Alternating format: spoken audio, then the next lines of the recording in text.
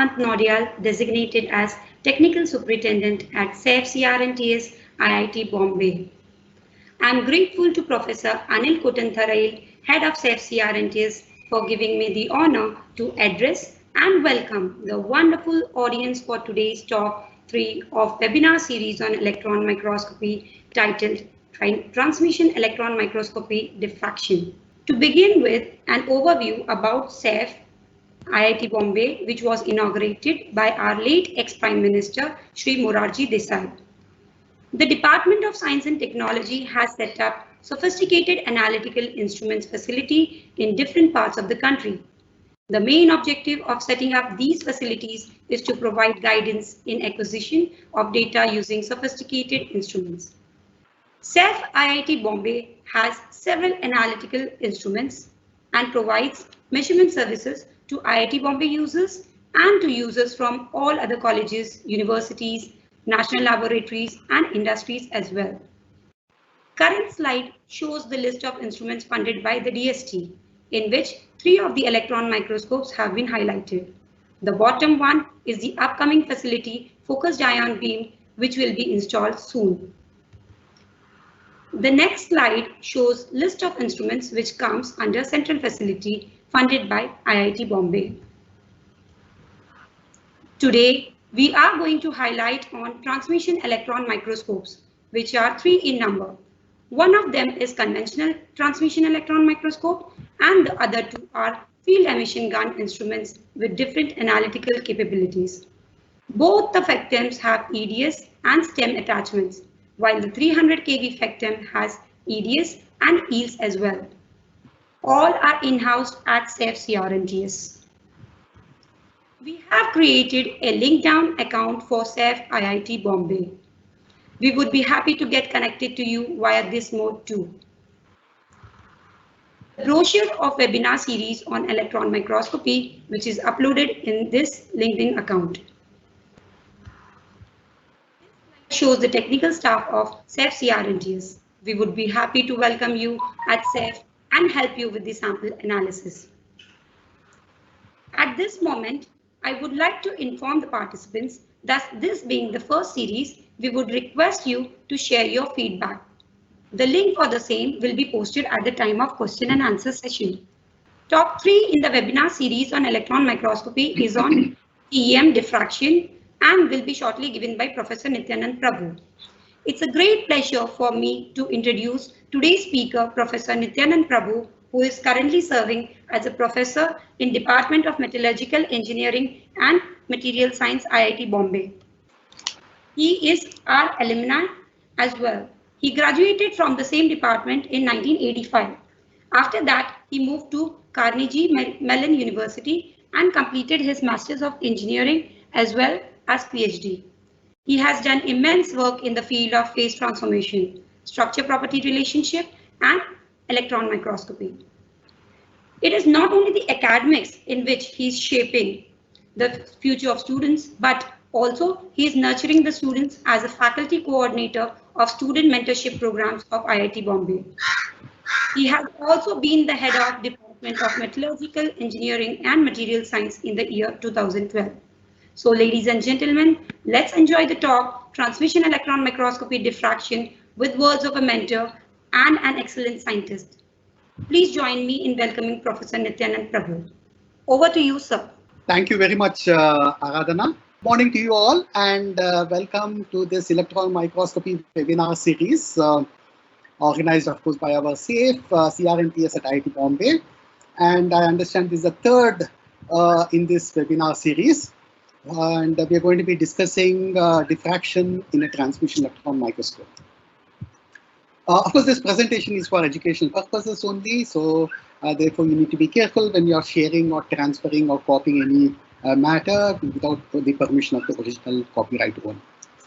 Okay, now this is the brief outline of my presentation.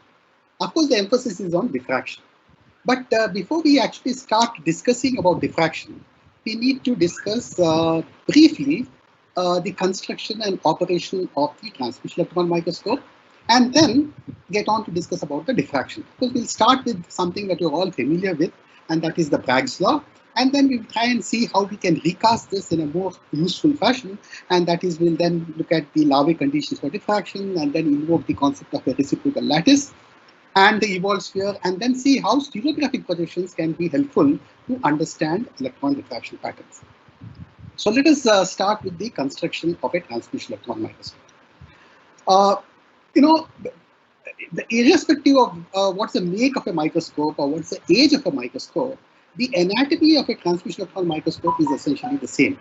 And that is, at the top, and this is a longitudinal section that you're looking at, and at the top you have the electron gun, which is the source of electrons, and below the electron gun you have the condenser lens system. Then there is a sample, and then again a series of electromagnetic lenses, and then there is a viewing chamber, right? And on the viewing screen, if you lift the viewing screen, then you will see the camera underneath for recording as well as for viewing the images.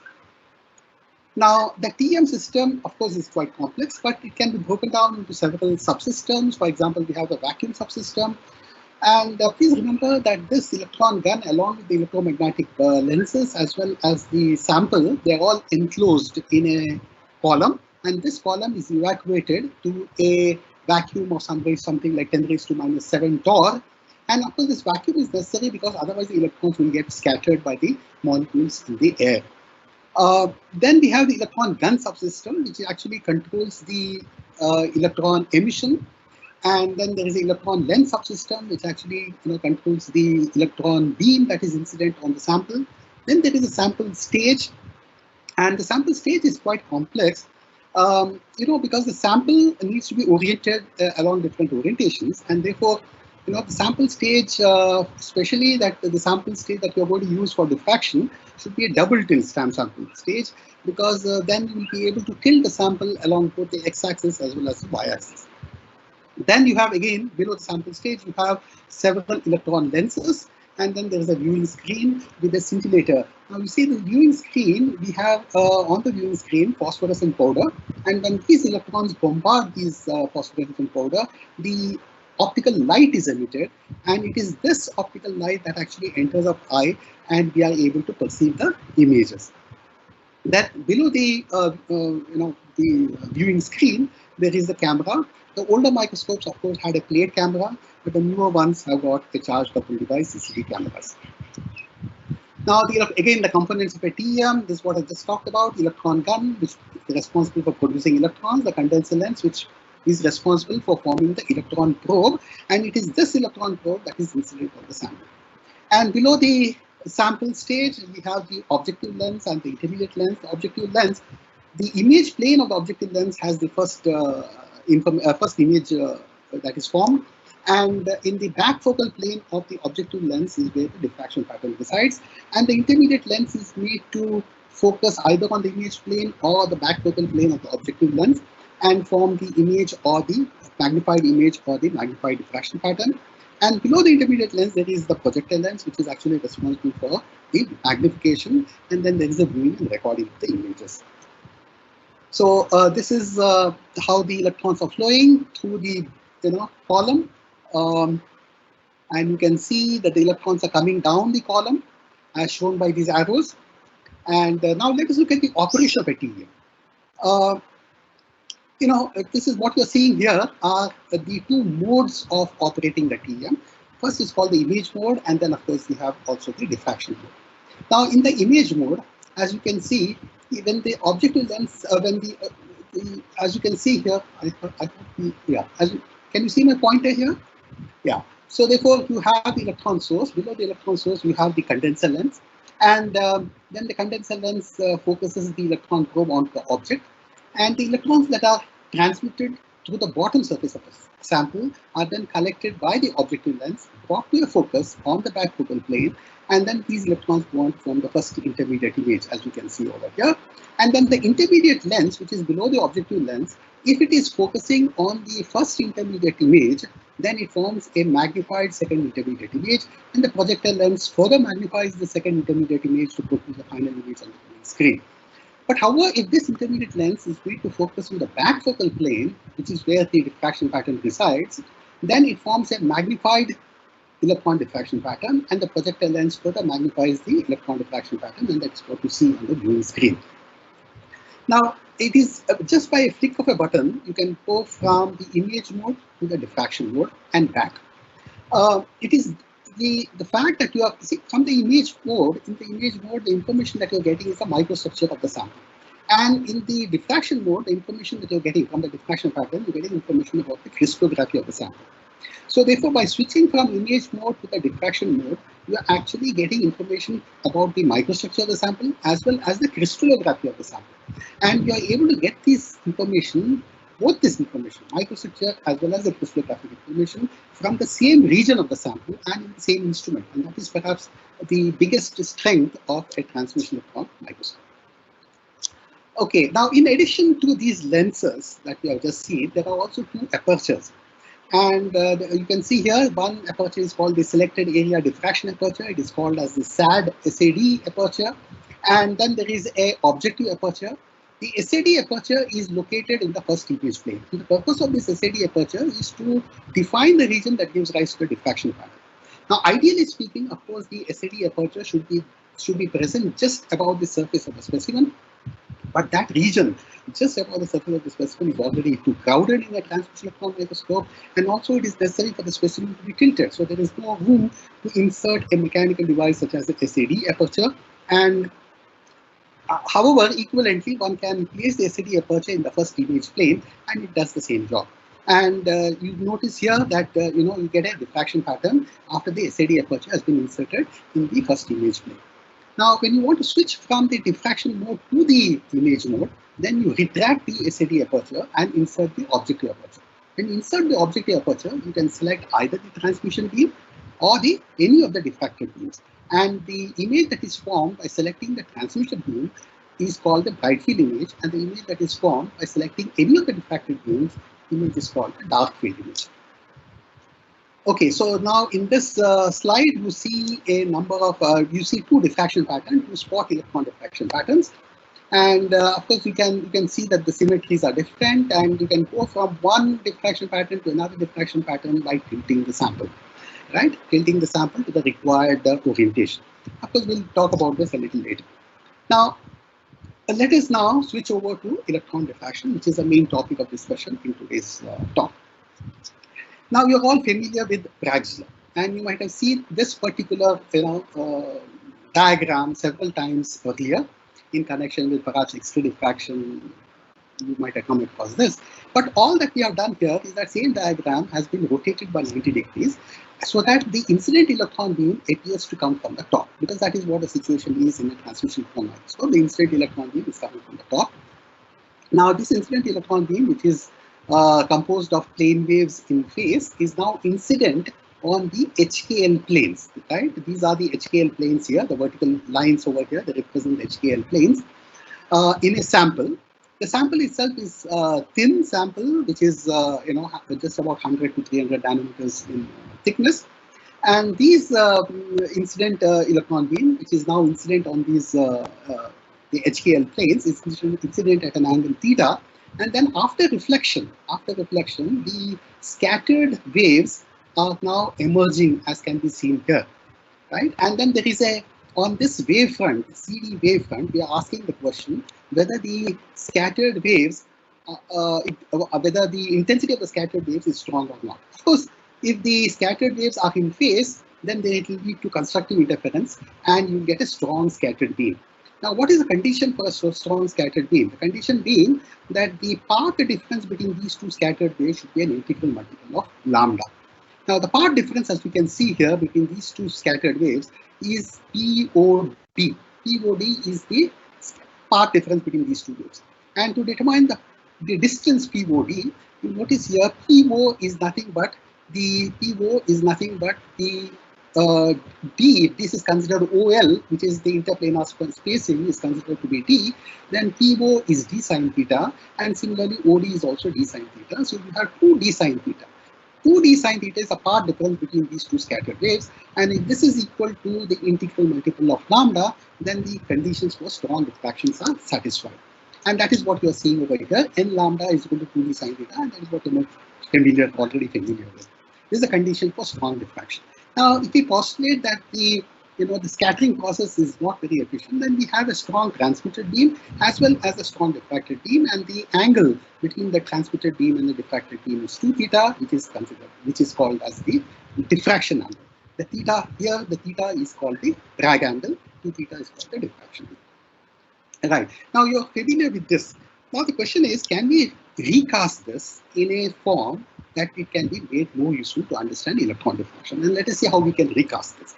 Let us use another approach. The approach that we use is the following.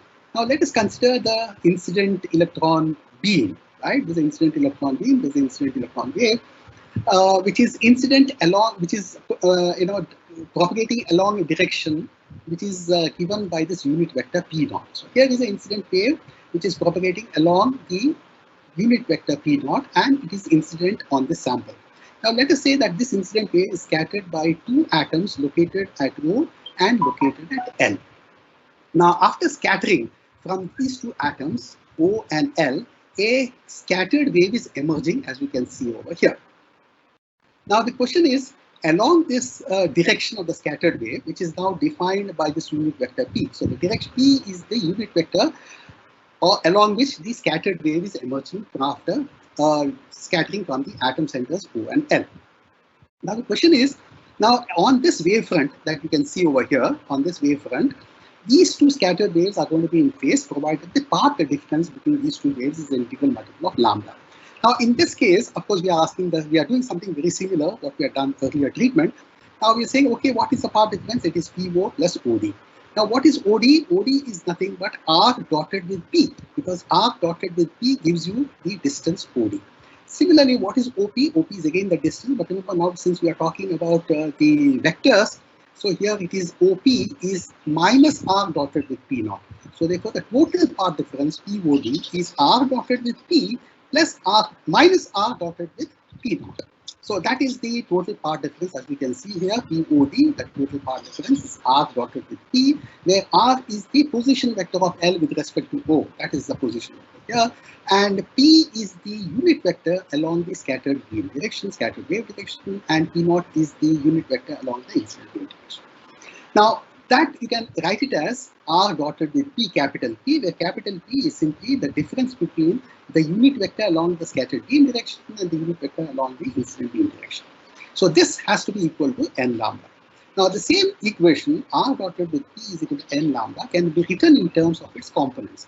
The components would be P dotted with A is h lambda, P dotted with B is k lambda, P dotted with C is l lambda. Now why are we able to write it in these components? Because R, which is a position vector in the crystal, can be written in terms of the lattice vectors. So A, B, and C are the lattice vectors. So therefore, we can write the same equation, R dotted with P is equal to n lambda, in terms of these components, where H, K, and L, please mind you, H, K, and L are at the moment, they are just simply integers. So these conditions for strong diffraction are also known as the Laue conditions for diffraction. And this is completely equivalent to the Bragg's law. Now we'll come back to this, we'll come back to the Laue conditions for diffraction a little later. But now, before we proceed further, I would like to invoke the concept of a reciprocal lattice. Now, just like a real lattice is can be represented in terms of the lattice vectors A, B, and C, similarly, reciprocal lattice, right? The reciprocal lattice that we're going to be constructing can be represented in terms of the lattice reciprocal lattice vectors A star, B star, and C star. Now, if we consider a vector in a reciprocal lattice, such as G star HKL, then the G star HKL can be written in terms of A star, B star, C star as follows. That is, G star runs along H units along A star, K units along B star, and L units along C star. So here is a vector in a reciprocal lattice. Now, this reciprocal lattice that we are constructing, the star here, of course, only indicates that it is not the real lattice, but it's a reciprocal. Now, the reciprocal lattice that we are constructing has got some relationship to the real lattice, right? And the relationship between the two is represented by these 2 sets of equations, as you can see over here. So, these 2 sets of equations. Now, here you can notice here A star, B star, C star. A dotted with A star is 1, B dotted with B star is 1, C dotted with C star is 1. Now, this is of course true for orthogonal lattices, cubic lattice, tetragonal lattice, orthorhombic lattice. This is true. And of course, A star dotted with B is equal to 0. A star dotted with C is also 0. And similarly, B star dotted with A, B star dotted with C is 0, C star dotted with A, C star dotted with B is 0. So what these equations are doing is they are relating the reciprocal lattice we are going to constructing to the real lattice. Now, what is the physical explanation? Because it's important for us to understand what these equations mean. Now, A, B, and C, as I told you earlier, A, B, and C, these are the lattice vectors of that real space. Now, A star dotted with B is 0. What does that mean? It means that A star is perpendicular to B. A star dotted with C is 0, which means A star is perpendicular to C. And since A star is perpendicular to B as well as A star is perpendicular to C, then A star is perpendicular to the plane formed by B and C, as we can see over here. Similarly, B star is perpendicular to A, B star is perpendicular to C, and B star is perpendicular to the plane formed by A and C, A and C, as we can see over here. Similarly, C star is perpendicular to A, C star is perpendicular to B, therefore the C star is perpendicular to the plane formed by A and B. Now, why this needs to be understood very carefully is the following.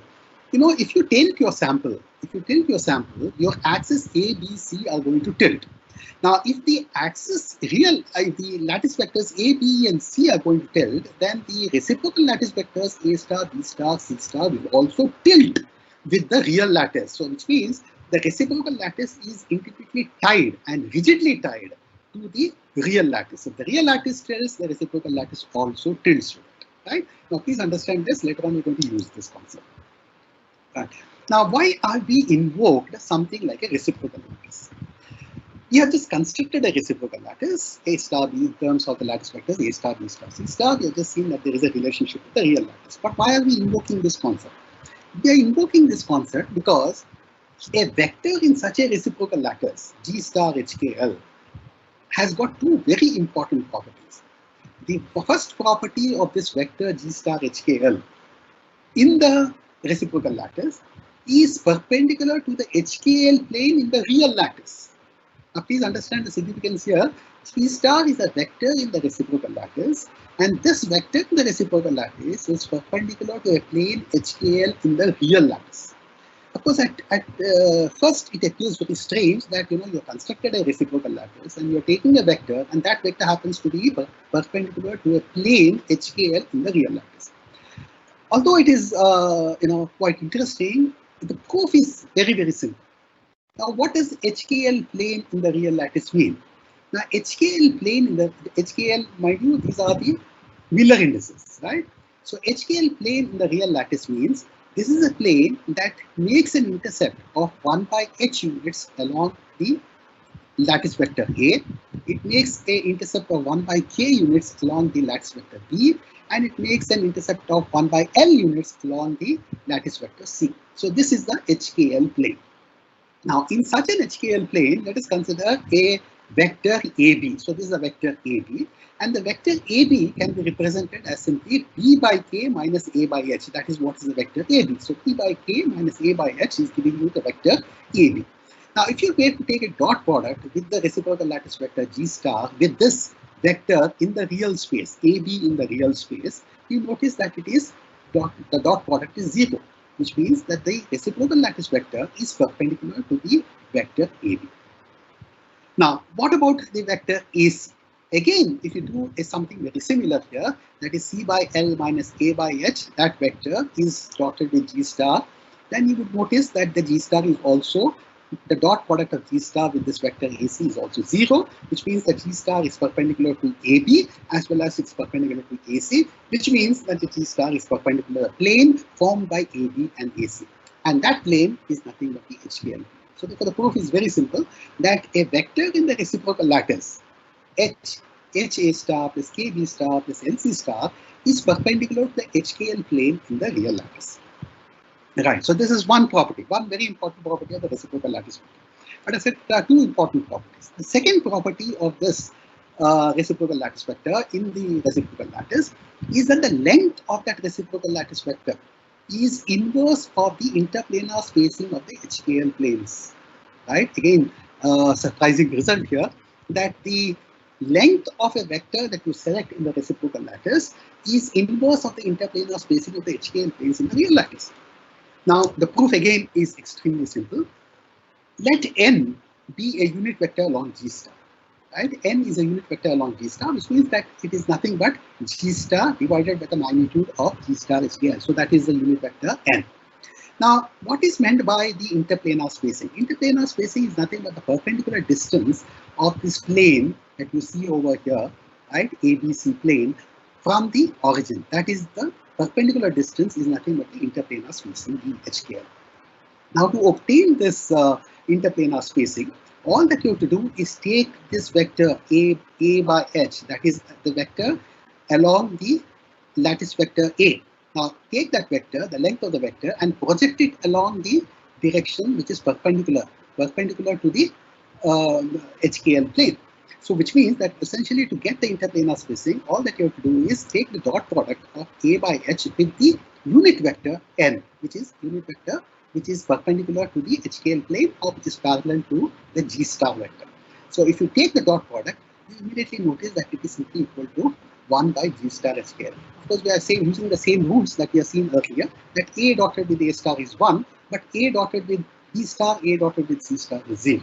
So that's why the interplanar spacing is simply 1 by the magnitude or the inverse of the magnitude of the G star HKL vector. So this is the second very important property of a reciprocal lattice vector. And with these two properties, after knowing these two properties, we can go ahead and construct a reciprocal lattice. Now let us see how to construct a reciprocal lattice. What you're seeing on the left is of course the real lattice. It's a cubic unit cell here, and you can see the 1, 0, 0 plane over here.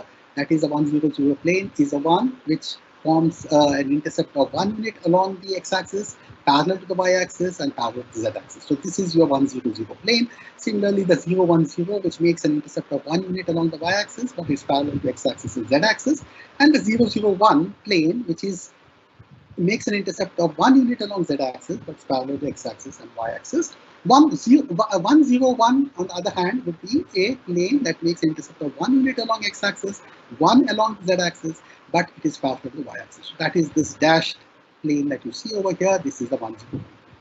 Right, now what do you need to do if you want to construct a reciprocal lattice? You need to, from the origin of the reciprocal lattice, you need to draw a vector which is perpendicular to the 1, 0, 0 plane. Right? So you draw a vector perpendicular to the 1, 0, 0 plane and at a distance of 1 by d 1, 0, 0. That is the inverse of the 1, 0, 0 set of planes, the inverse of the interplanar spacing of the 1, 0, 0 plane. You construct a reciprocal lattice point, and the reciprocal lattice point is now referred to as the 1, 0, 0 reciprocal lattice point.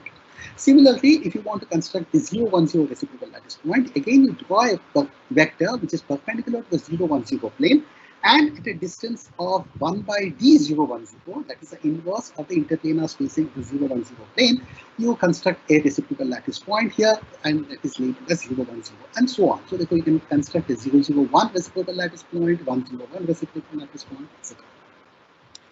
Now, knowing these the vectors A star, B star, and C star, now you can easily construct any reciprocal lattice vector such as the G star HKL. G star HKL would simply make H units along A star, K units along B star, and L units along C star, and you get the G star HKL reciprocal lattice vector.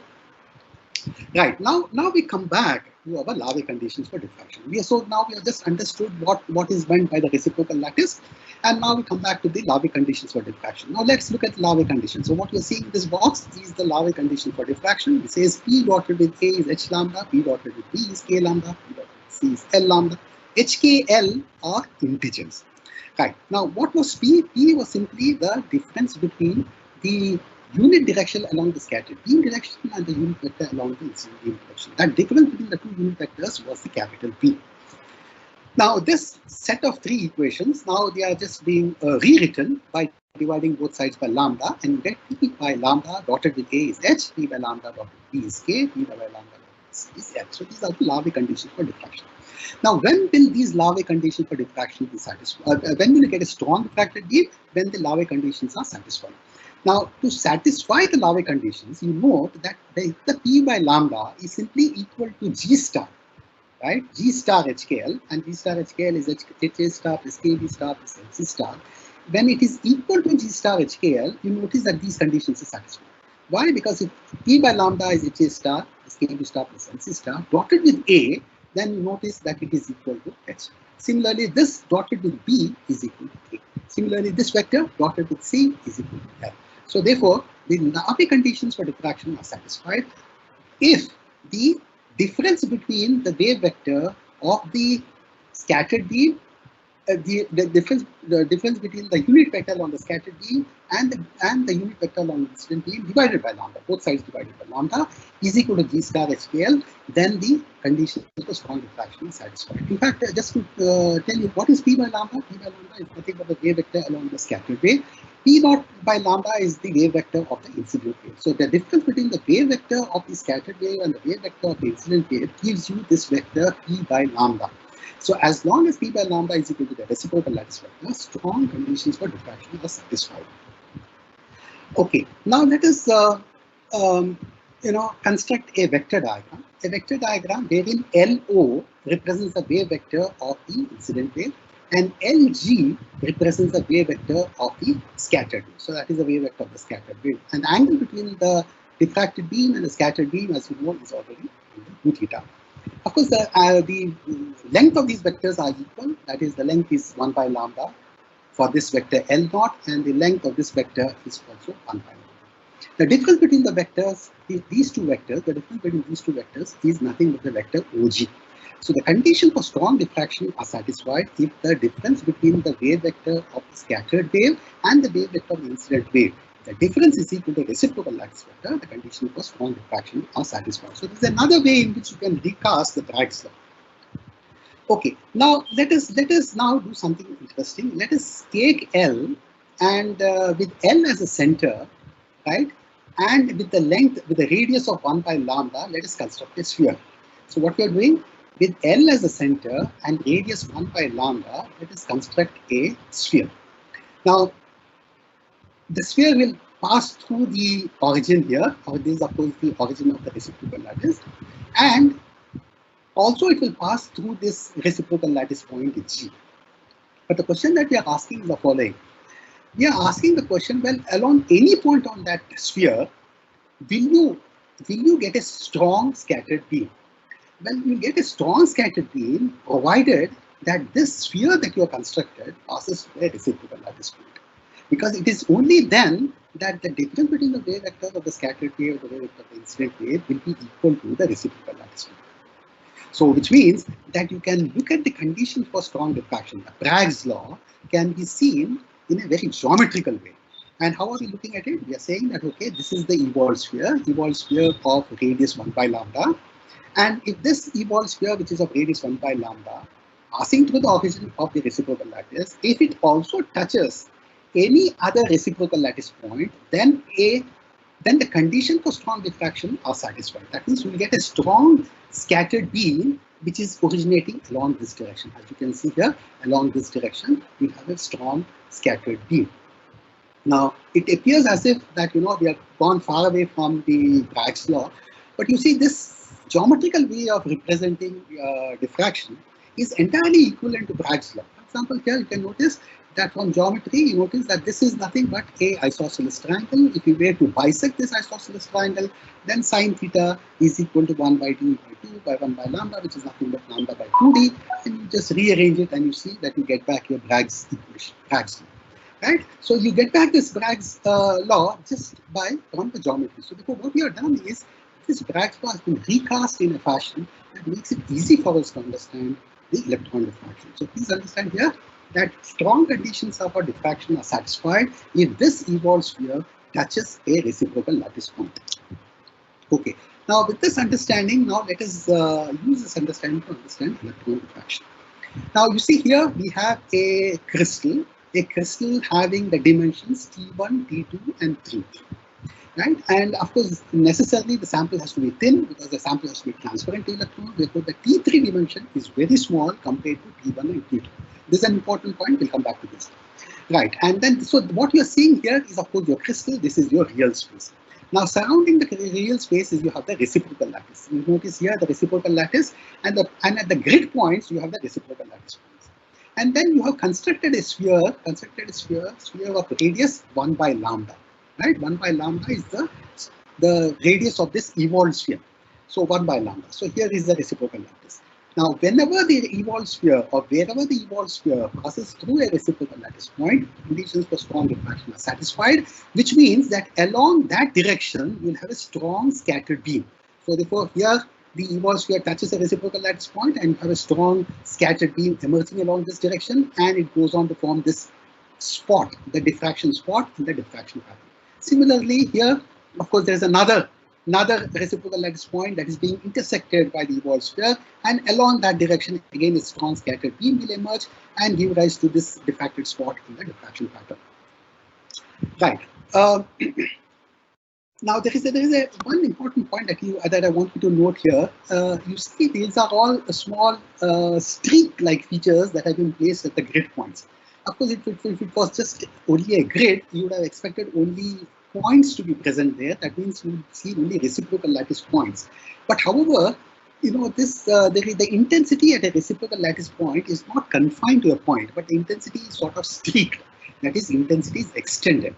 And for reasons you know, that we cannot be going through in this particular short talk, I just want to tell you the result that, you know, the intensity is streaked or intensity is extended along a direction parallel to the shortest dimension in the crystal.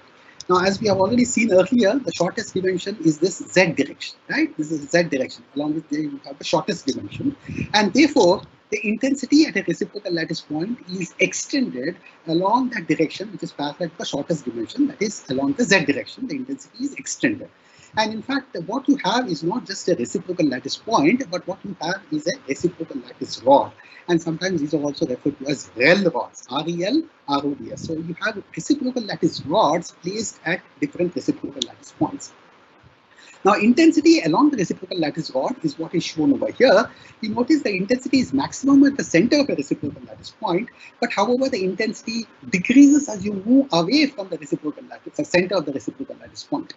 Now, even if the Ewald sphere does not pass exactly through the center of a reciprocal lattice rod, but it sort of intersects the reciprocal lattice rod away from the center, even then you will get a significant diffracted intensity. That is, along the direction here, along this direction, you will have a significant intensity of the scattered beam emerging. So this is a very important point to be noted, that it is not necessary that the Ewald sphere should pass right through the center of a reciprocal lattice rod. Even if it passes away from the center of the reciprocal lattice rod, you will still get significant intensity. Now, again, so let us look at this intersection. So here is the Ewald sphere, which is intersecting the reciprocal lattice, and at each of these reciprocal lattice rods, you know, you have this intensity that is streaked, as you can see by this oval, oval features which are located over here. This is the intensity that is located at the reciprocal lattice point. Now, whenever the Ewald sphere intersects, you have a strong diffracted intensity. So therefore, the Ewald sphere is intersecting this reciprocal lattice rod, and you have a strong, diffracted intensity along that direction, and it goes on to form this diffracted spot.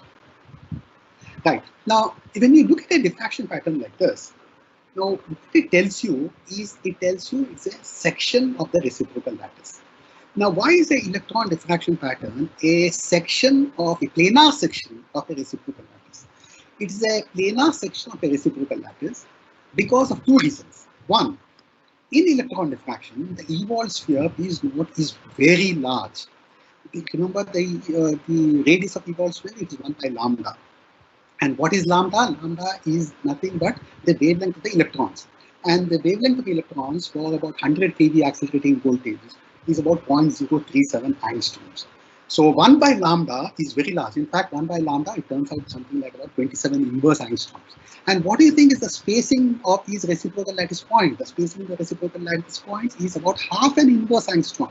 Half inverse angstrom. So therefore, the radius of the Ewald sphere is 27 inverse angstroms, but the distance between the reciprocal lattice points itself is half an inverse angstrom, which means for all practical purposes, this Ewald sphere, when it intersects the reciprocal lattice, it is actually cutting through a plane of the reciprocal lattice. Of course, there is another reason. Another reason is, of course, is the fact that the intensity of the reciprocal lattice point is also extended. So that is why there are two reasons as to why the electron diffraction pattern can be considered as a planar section of the reciprocal lattice. So when you look at this, it is nothing but a snapshot of the one plane of a reciprocal lattice. Because you may ask, okay, it's only one plane of a reciprocal lattice, but we're not getting information about the entire reciprocal lattice. Well, no problem. All that you have to do is to now tilt your sample. When you tilt your sample, remember I said, when you tilt the real space, the reciprocal lattice also tilts. So therefore, now when you tilt the sample, the reciprocal lattice will also tilt, and a different section of the reciprocal lattice now is being exposed. So that another diffraction pattern in another orientation will give you a different plane of the reciprocal lattice. So therefore, by looking at these diffraction patterns and by putting these diffraction patterns together, you have to infer the reciprocal lattice. And by knowing the reciprocal lattice, you infer the real lattice. So that is how the analysis goes. That first you take electron diffraction pattern and get a nice symmetry like this. So you have intersected a reciprocal lattice, and you are now seeing a reciprocal lattice plane. Go to another orientation, get a different electron diffraction pattern, and then look at another reciprocal lattice plane, put these reciprocal lattice planes together, and then infer the reciprocal lattice. From the reciprocal lattice, you infer the real lattice.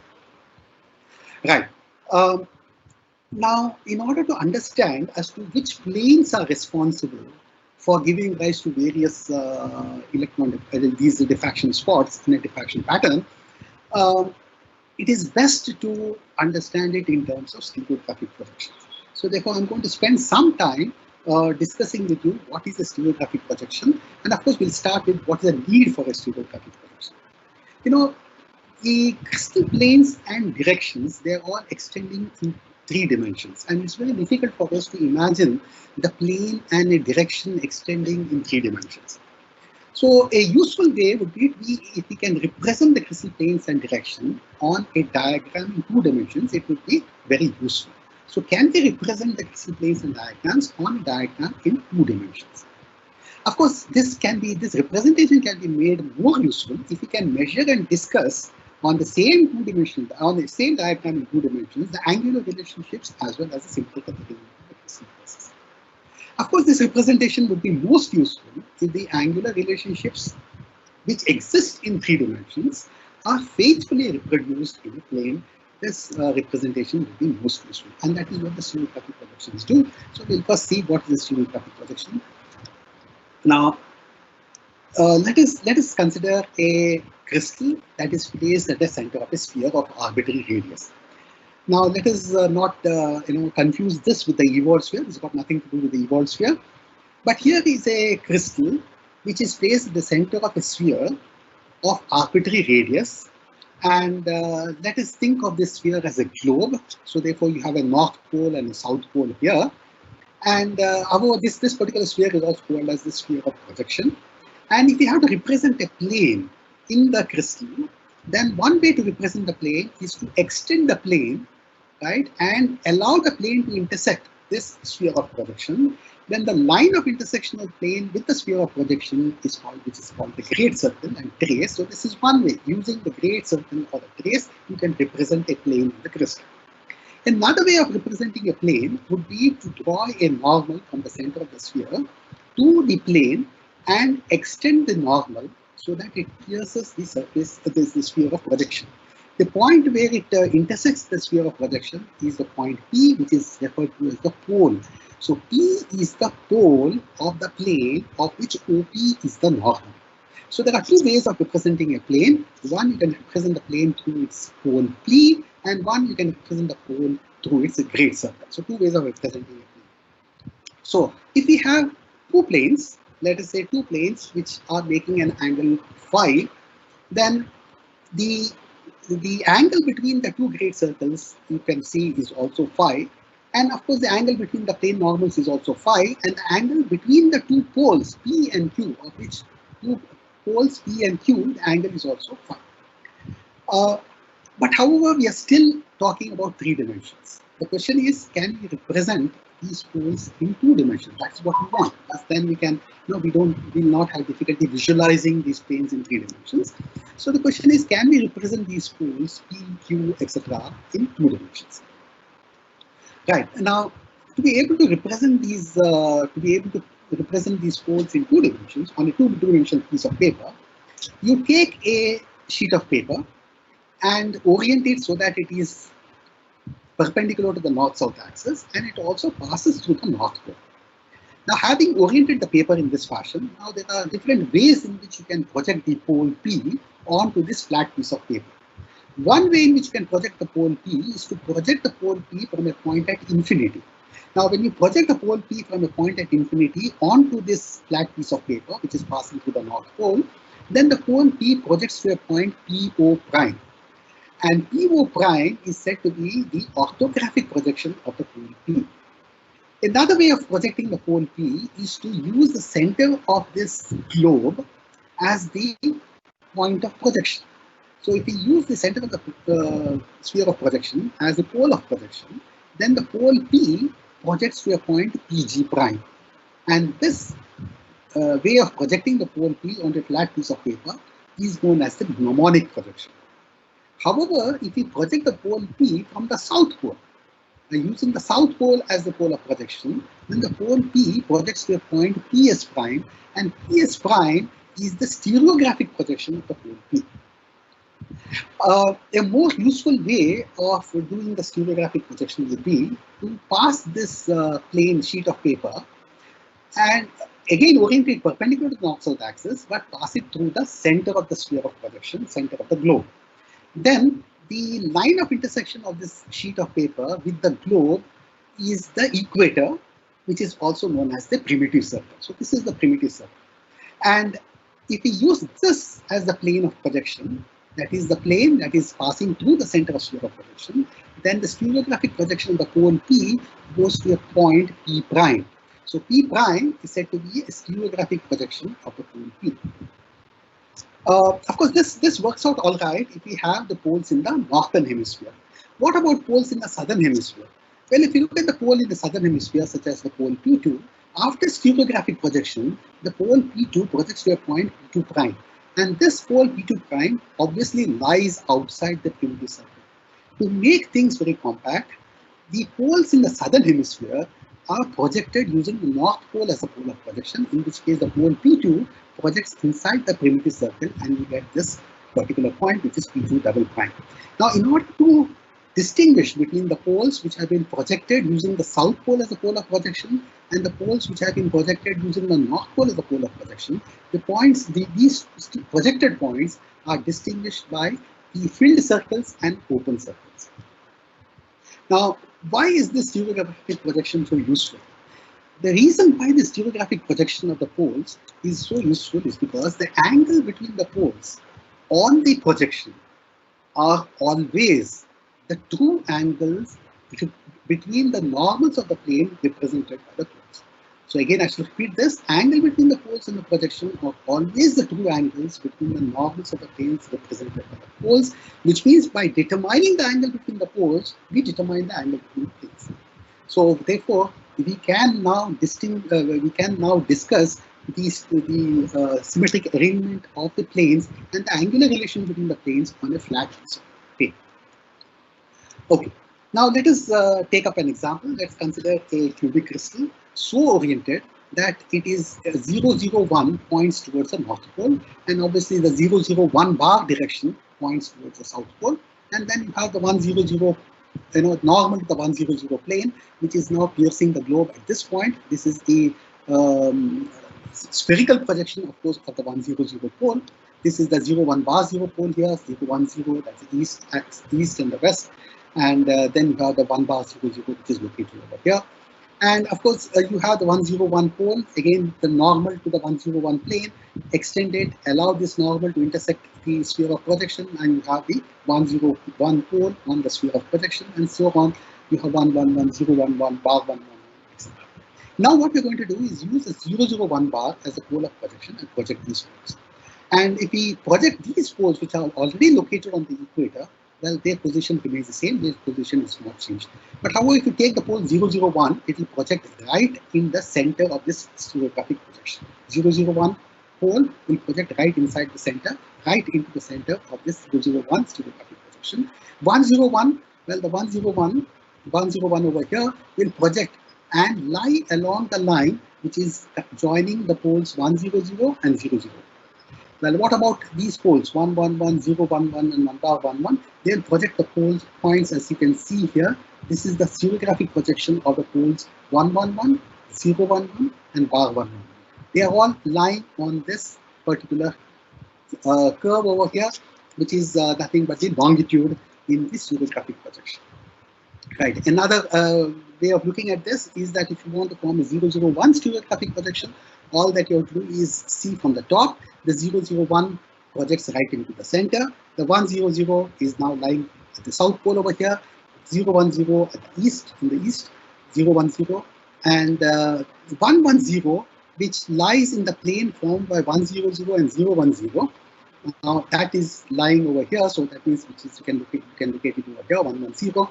011 again, which lies in the plane formed by 010 and 011, but lying at an angle of 45 degrees to 001. So therefore, it lying on the intersection of this 45 degree east longitude with the east-west axis.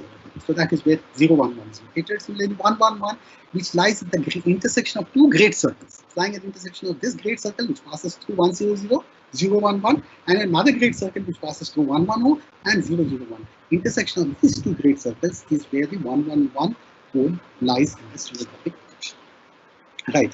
Now, if you now use the symmetry, you can then locate the all other points, all other poles on this stereographic projection of the cubic crystal, and you can construct a 001 stereographic projection of the cubic crystal. Now, please note here, we have only shown some low index poles. In fact, there is no white space. In a stereographic projection, there is no white space. Every point on a stereographic projection represents some pole or the other. It's just that those poles have not been shown. Only some low index poles have been shown on a 001 stereographic projection. Right. Now, at this point, you may be wondering as to why we are bringing up this concept of a stereographic projection and how this is going to be useful to us in indexing or in understanding our electron diffraction pattern. Well, to know that, let's look at this. Let's see the Bragg's law again.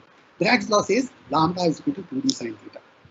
Now, please note, what is lambda? Lambda is the wavelength of the electrons, and the wavelength of the electrons depends upon the accelerating voltage.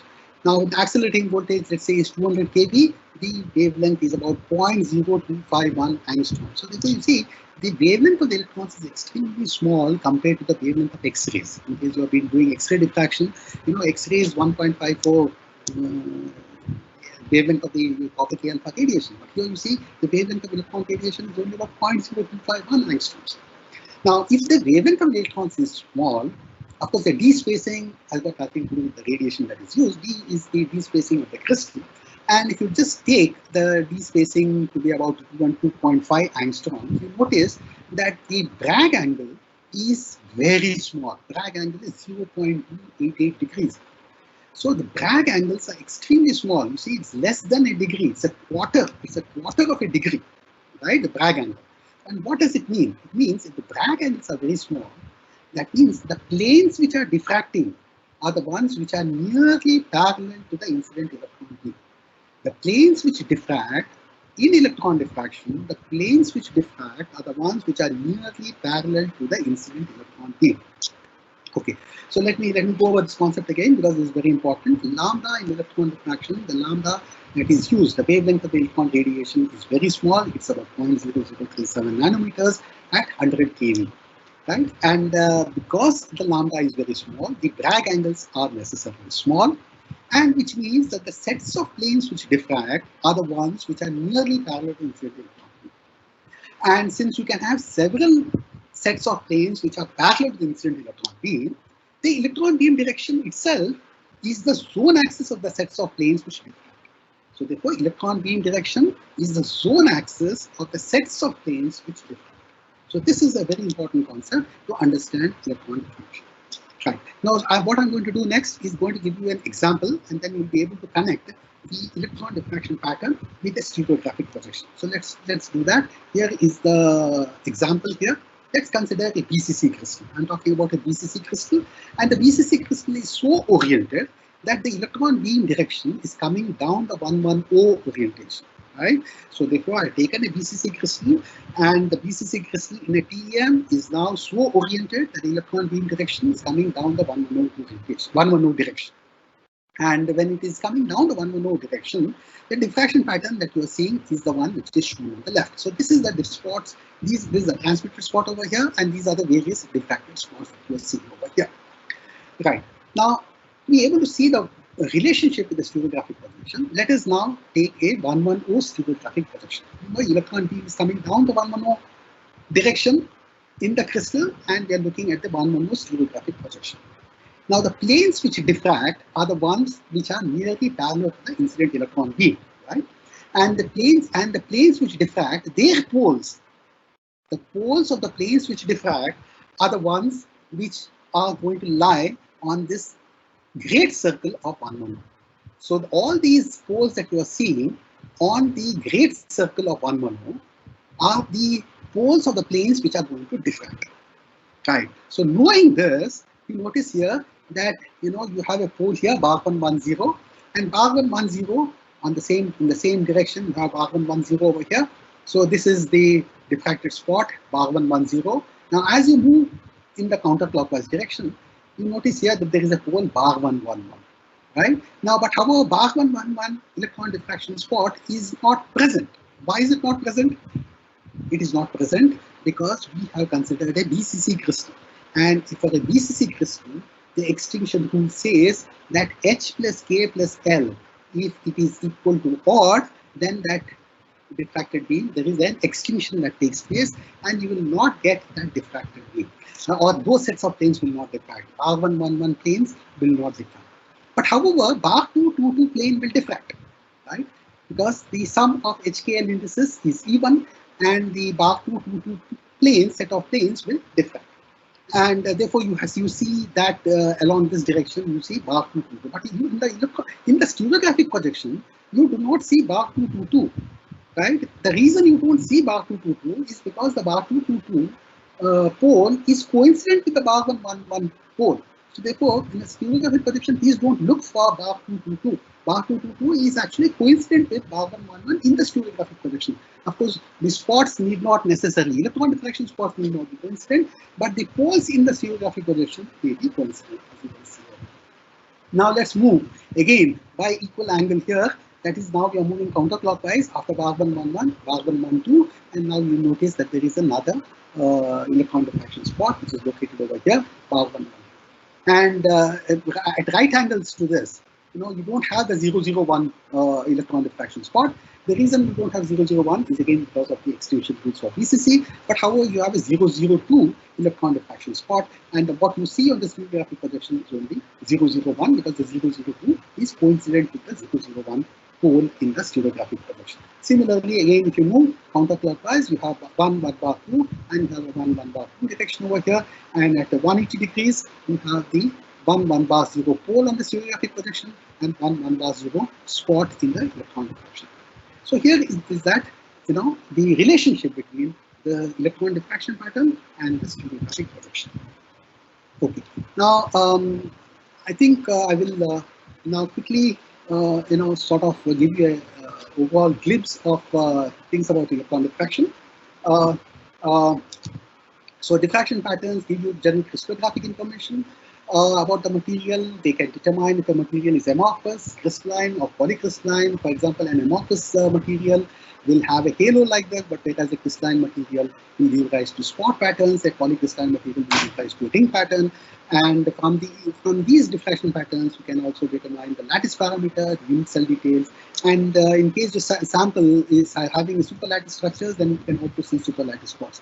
In fact, the superlattice reflections are clearly visible in electron diffraction pattern, although many a time if the superlattice reflection in X-ray is small, then of course the ordering peak is small, then it is easy to overlook. I think I have run out of time, and I will not continue further. But if you have any questions, I'm willing to answer. Thank you very much. Thank you, sir. I'm sure the inquisitive minds have many questions. So let's start with few of them. Rahul Agarwal wants to ask, the electron while traveling down the column should rotate along the column axis. How diffraction pattern should also rotate with respect to the image? So can we directly relate directions in diffraction pattern and image? Yes, Rahul, I think you have asked a very good question. Yes, there is a relative rotation between the electron diffraction pattern and the image. But this used to be the case in the earlier microscopes. in the earlier microscope, there was a relative rotation between the electron diffraction pattern and the image. But however, that has been corrected now. Now there is no relative rotation between the electron diffraction patterns and the images in the modern microscopes. Does that answer the question? Yeah. Yes, sir. Thank you. The next question is by Dr. Rohini. Many times for nanocrystalline material, we are getting distinct dots and sometimes rings. How is it dependent in the selected area electron diffraction pattern? Well, okay. What is the meaning of rings? What the rings mean is that, if you have a large number of small nanocrystalline particles which are randomly oriented, then you get the perfect rings. As we have seen in my presentation, I showed you some ring pattern.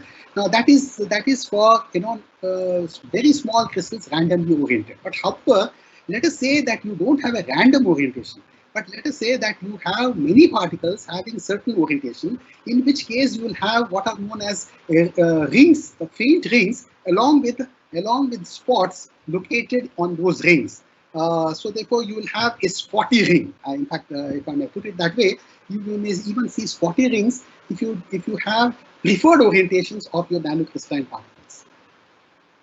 So another question is how to correlate XRD and selected area diffraction pattern data. What precautions should one take while doing TM of sample deposited on ITO or FTO substrate as thin film? Mm-hmm. Okay, now our first question is about your X-ray diffraction and electron diffraction. I have now already told you to think in terms of the Ewald sphere intersecting the reciprocal lattice, right? Now, remember here, the difference is in the size of the Ewald sphere. In case of electron diffraction, your Ewald sphere is very large. So therefore, the Ewald sphere is actually cutting to a plane of the reciprocal lattice, and the electron diffraction pattern is a planar section of your reciprocal lattice. But you see, in X-ray diffraction, that is not the case, because in X-ray diffraction, your wavelength is very large, and consequently, the Ewald sphere is very small, and the spots that the Ewald sphere, the reciprocal lattice points that the Ewald sphere will intersect, are not necessarily lying on a plane, right? So therefore, if you are going to relate X-ray diffraction and electron diffraction, there are two different things. In one case, you are seeing a planar section of the reciprocal lattice. In another case, you are not seeing the planar section of the reciprocal lattice, but you are looking at the reflections which are excited on different planes depending on the angle at which you are scanning, that angle at which the Ewald sphere is intersecting the reciprocal lattice. Right, and then your second question is about how do you prepare your sample, you said.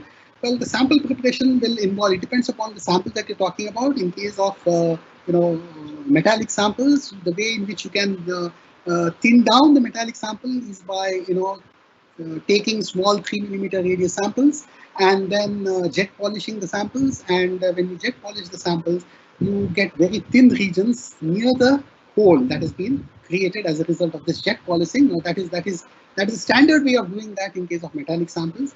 But even if it is not a metallic sample, even if it is not a conducting sample, it is still possible. So here is the sample preparation technique. Samples are about 3 millimeters in diameter, and you start with samples which are less than 80 micron thick. You cut the sample and then grind and polish to a thickness of less than 80 microns, and then electropolish, and then you get the small thin area, right?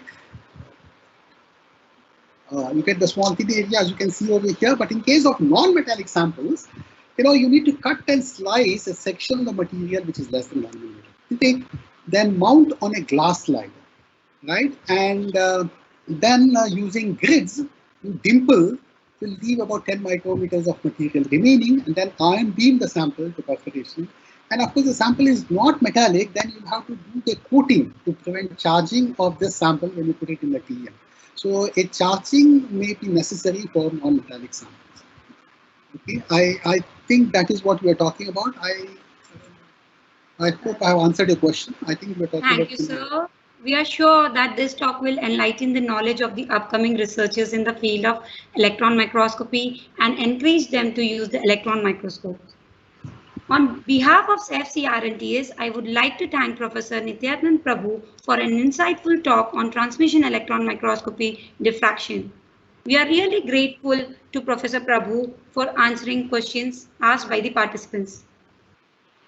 I would also like to thank our head, Professor Anil Kotantharayil, for his continued support in this webinar series. And last but not the least, I thank all the participants for attending this webinar.